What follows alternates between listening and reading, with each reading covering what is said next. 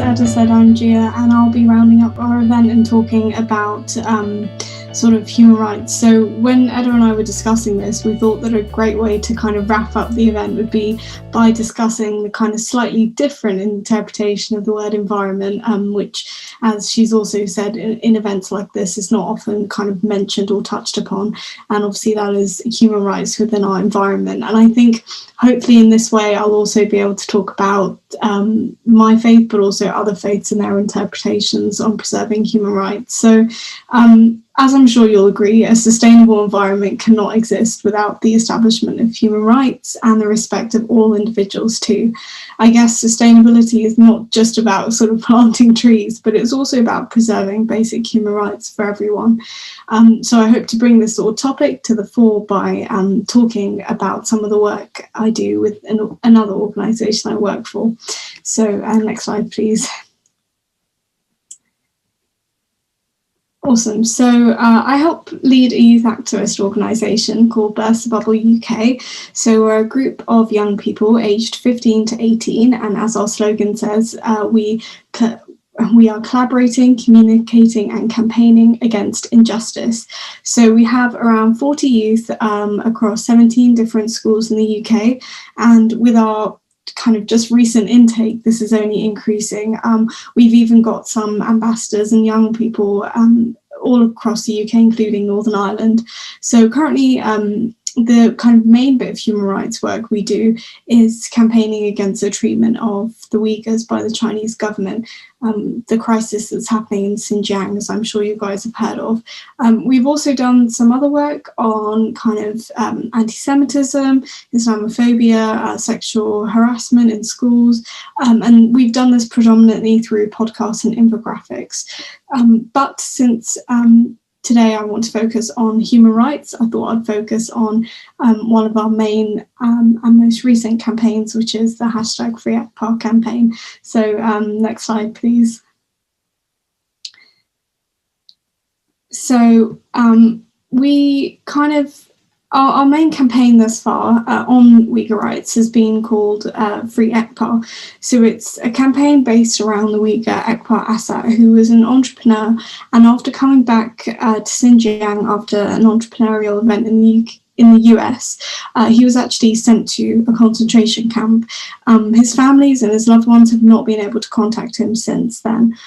So during this campaign, we worked with his sister, Rayhan Asad, who is amazing. She is the kind of first Uyghur to go to Harvard Law, and she's fighting so hard for her brother to be kind of freed from this kind of torture that he's undergoing. So, and that's where sort of Free ECPA came about. And we wanted to fight for his freedom, but also more importantly, I guess, or not more importantly, but more achievable rather, we wanted to put a face on genocide and spread awareness of the issue. We kind of wanted to engage people and sort of engage their emotions, because I think it's very easy for us to say, oh, there's a genocide going on in Xinjiang, but what does that mean?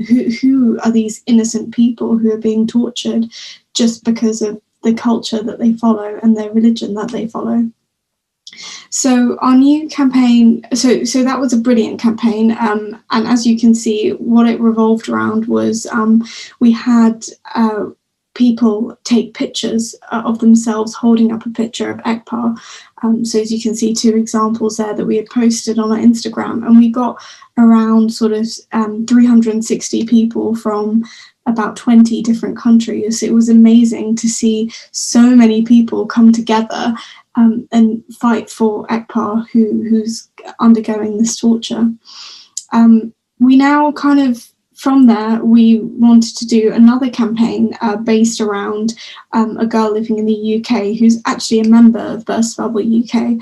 Her name is Dilnaz Kerim, and she is 18, so my age, and her family are being, well, the Chinese government have told her that her family don't exist on their kind of system, which is crazy because she went to visit them in 2011. She's got pictures. She can still kind of hear their voices in her mind. And now, you know, the Chinese government haven't just told her, oh, they're dead or they're in a concentration camp, but they've said that they do not exist on the system. It's mad, particularly when we kind of think that, the Chinese government is so good at tracking people. And so that's sort of our newer campaign. I won't say too much about it, and I haven't put any photos because that's oncoming. So this is just sort of like a disclaimer to get involved if you see that. And we hope to be on a few news outlets with that. And obviously, if you want to support our work, you can follow us on Instagram, Twitter. We even have a TikTok, or you can go to our website and donate, or just reach out to me and, we can get involved.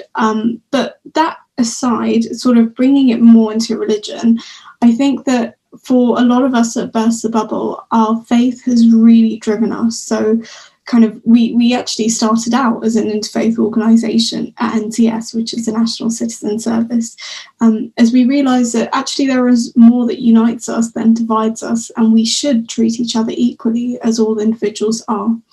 And I guess the religious background that so many of our members have grown up in has meant that the values of sort of peace and equality have been instilled in us from a young age. And I guess it's that discrepancy between the inequality that we saw in our real world and our values of equality that sort of made us have this drive to do better, made us have this drive to form Burst the Bubble, to improve kind of the crises that are going on in our society. So just to give a bit of an example, I'm a Sikh, and from my Sikh upbringing, I was instilled with this idea of kind of saints, soldiers, which is a concept said to have come from the sixth Guru, Guru Har Gobind. And my sort of interpretation of that is this idea of protecting people who can't protect themselves, fighting for the rights and freedoms for those who don't have the voice to fight with, but also fighting for yourself and sticking up for yourself, which comes from this long history, I guess, of gurus fighting for their people and fighting together. And this sort of gave me the drive personally to get into activism, to fight for the rights of myself and others, because as a Sikh, I was brought up to do just that. And I saw this awful crises going on in the world, and I had to get involved and help in any way that I could. And I know, talking to my Jewish friends who are at Burst the Bubble, I know that this topic for them, focusing on the Uyghurs, was particularly pertinent and kind of relevant for them, as it was their own ancestors only a few generations ago who were being tortured and dehumanized for their own religious identity. And that so they too are brought up with this sort of drive to stick up for themselves and others.